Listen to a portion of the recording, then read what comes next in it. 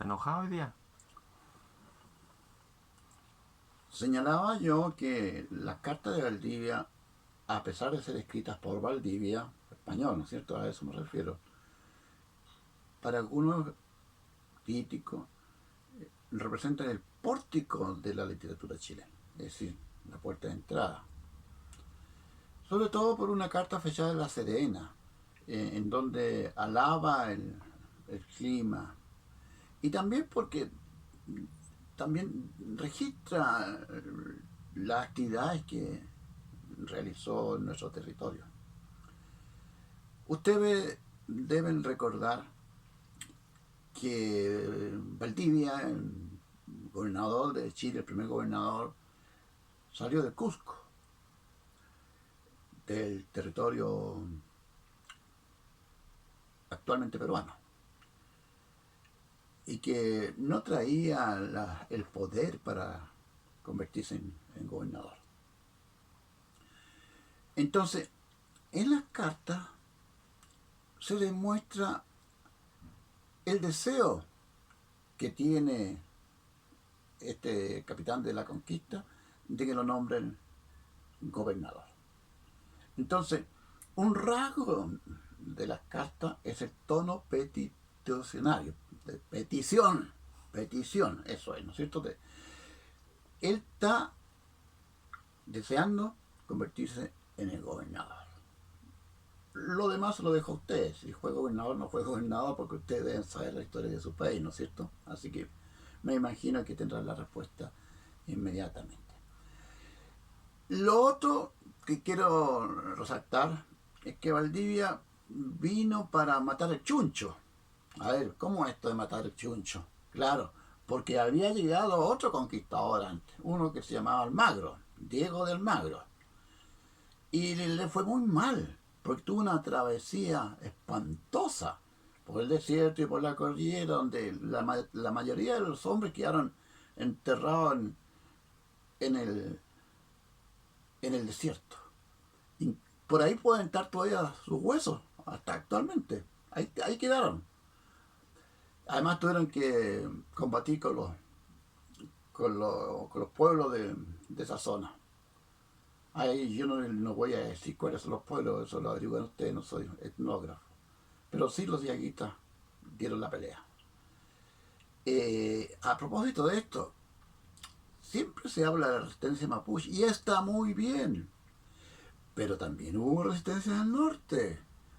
Cuando estuve en San Pedro de Atacama había ahí un fuerte, ¿cómo se llamaba eso en aquella época? ¿Cómo se llamaban los fuertes que tenían los incas para defenderse?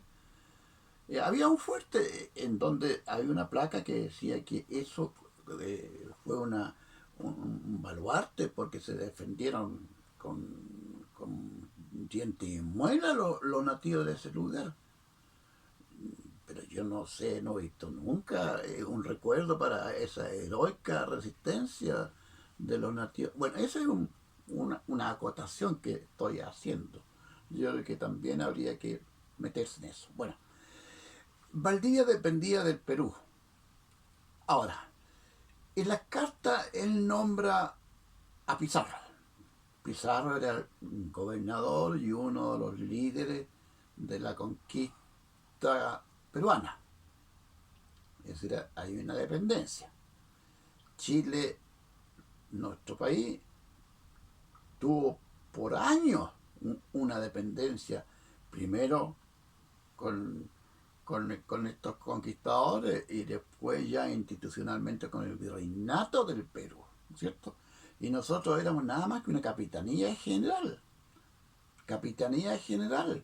Es decir, éramos unos administrativamente subalternos. ¿Sí? Sí. Pero en la pelea le ganamos. Porque los quechuas, mandados por los incas, que eran los reyes, no pudieron llegar al sur.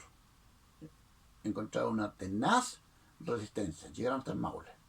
Una tenaz resistencia. Entonces los héroes son los mapuches. Y siguen siendo los héroes. Esa es una aproximación que deberíamos hacer en otra oportunidad. Bueno, estábamos con que en Perú, cuando viene Valdivia, al poco tiempo o paralelamente hay una guerra civil. Hay una guerra civil en el Perú entre almagristas y pizarristas. ¿Quién gana? Pizarro. Y Pizarro es uno de los destinatarios de las cartas de Valdivia. Porque las cartas de Valdivia tienen varios destinatarios. Bueno, el rey, los apoderados que tenía en la corte, en fin, creo, no sé, son como 10 o 12 destinatarios, ¿no? Cada carta tiene un destinatario distinto, ¿no? Eh, entonces, Pizarro es uno de ellos. Ahora, ¿por qué le estoy diciendo esto yo? Por la dependencia, por la guerra civil, porque siempre hubo rencilla entre los conquistadores, incluso también entre los conquistadores que llegaron a Chile, porque cuando llegó Valdivia por el norte, por supuesto, tuvo un tremendo contendor que era Pedro de la Hoz, creo que se llamaba, no lo recuerdo el nombre, ¿no es cierto? Y se pelearon el liderazgo, ¿no? Y este tipo creo que regresó a conseguir poder para anular a Valdivia, en fin. Esos son contingencias que son contextos, ¿no? De la época. Porque nosotros tenemos que leer las cartas dentro del contexto, ¿no es cierto? Entonces, dentro del contexto, tal como tenemos que leer las crónicas que yo les he señalado, la de Mariño de Lovera y la de Góngora Marmolejo, ¿no es cierto? Tenemos que leer y tenemos que aproximarnos un poco a la guerra y peleas civiles que había entre los conquistadores. Es decir, esto no es igual, pero ¿se acuerdan ustedes que yo les decía que las crónicas eran escritos que se refutaban? Y ya le señalaba el ejemplo de que uno de ellos, Góngora Marmolejo, dice que Ercilla fue un caballero que tuvo poco tiempo en el reino. ¿Y quién me dice usted, es verdad o no eso que estuvo poco tiempo en este reino, Ercilla? Sí, tuvo muy poco tiempo. Un año creo que estuvo. Y escribió esta tremenda obra, la Araucana. Vayan preparándose para la lectura de la Araucana, ¿no? Que según Andrés Bello forma parte de un texto, es un texto fundacional. Y Bello alaba este escrito, ¿no? De ahí empieza la crítica favorable a este poema épico. Don Andrés Bello, ¿no? El primer rector de la Universidad de Chile, filólogo, gramático, estudioso. Y fíjense que compara, pero no quiero hablar de la Araucana todavía, ¿no? Quiero hablar de lo siguiente, y por eso me remití al Perú.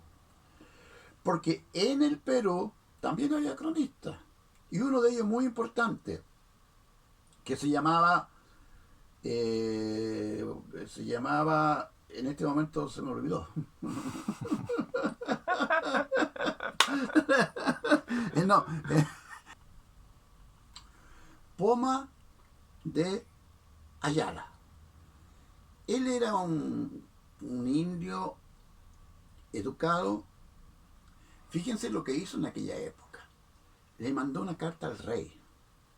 Nada menos. En donde es de una manera ladina, no confrontacional, no directamente, pero se queja. Se queja del trato de los conquistadores hacia sus hermanos de raza. Se queja de que los conquistadores, por ejemplo, avasallan a los caciques. Porque los caciques, según Poma de Ayala, eran realmente los dueños. Pero estos señores españoles empieza el vasallaje. ¿No? Empieza el vasallaje. Y este tiene el valor, pero fíjense que aquí hay una cuestión muy curiosa. Porque esta carta, que es un libro, ¿no? Es decir, la palabra carta no corresponde, pero es un libro, se perdió, nunca apareció. ¿Y saben dónde apareció? Hace, no sé, hay menos de 100 años será, po. En Dinamarca.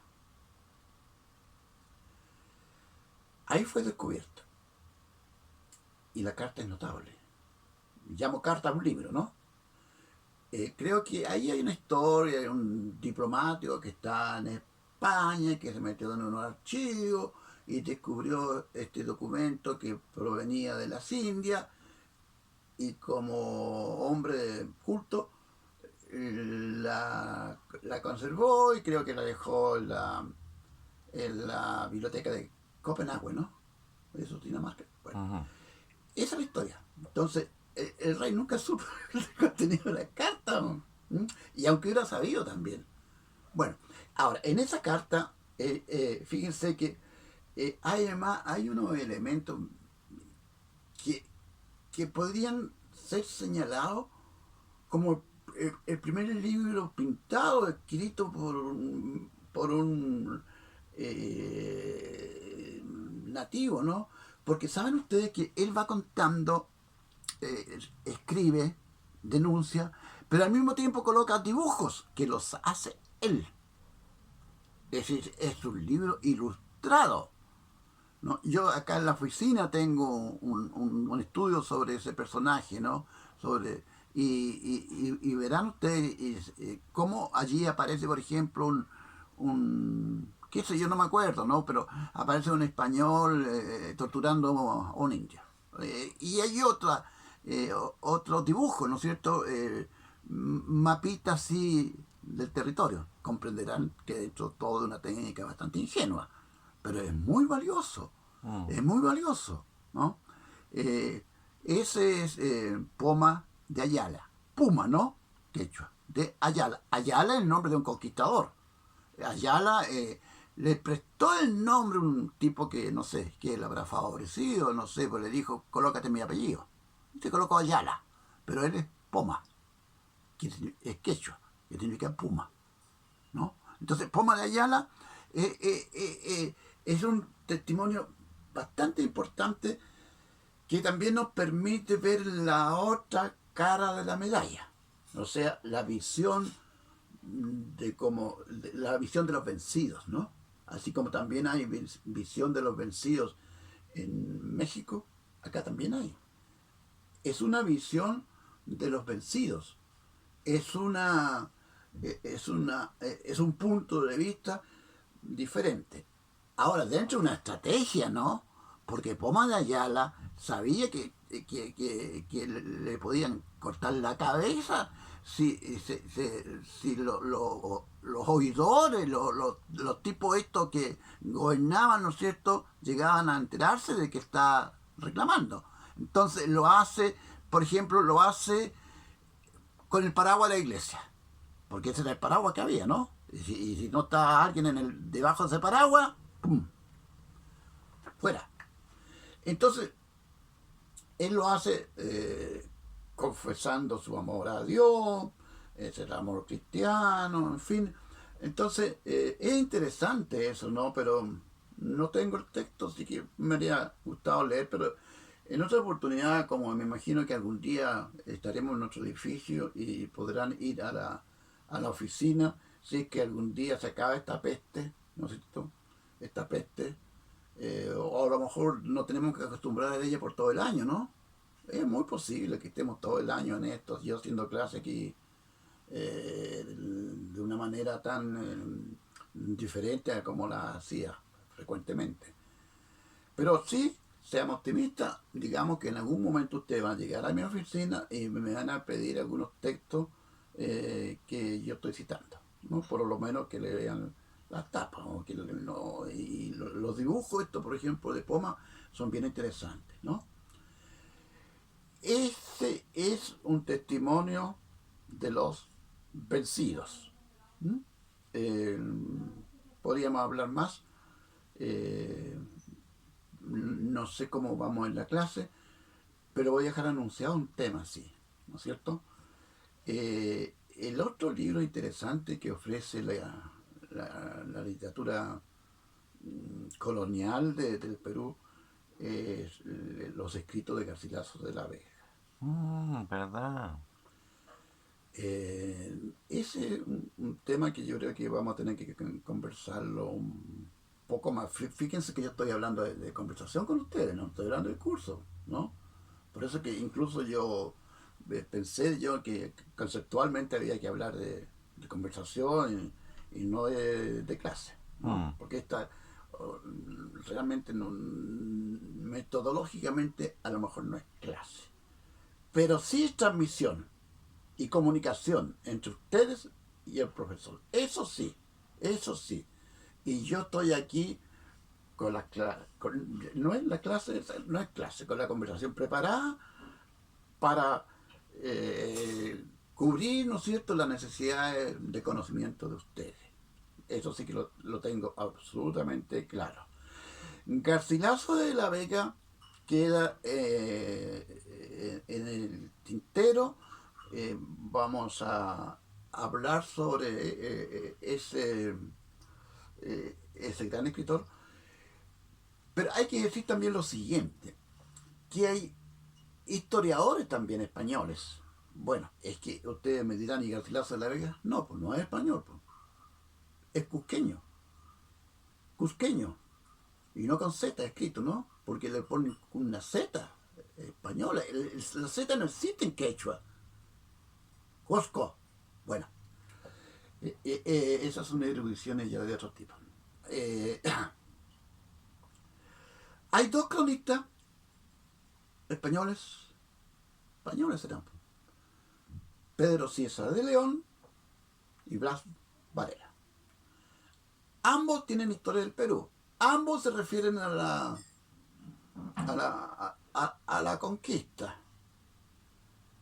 Ese ya es un tema para historiadores. No sé si están capaces de leer esos textos, porque son bastante aburridos por lo demás, pero para eso están los historiadores, pues, para que se aburran leyendo pues, y nos transmitan a nosotros de una manera más clara. Pues. Yo no soy historiador, pero eso no quita que sepa historia.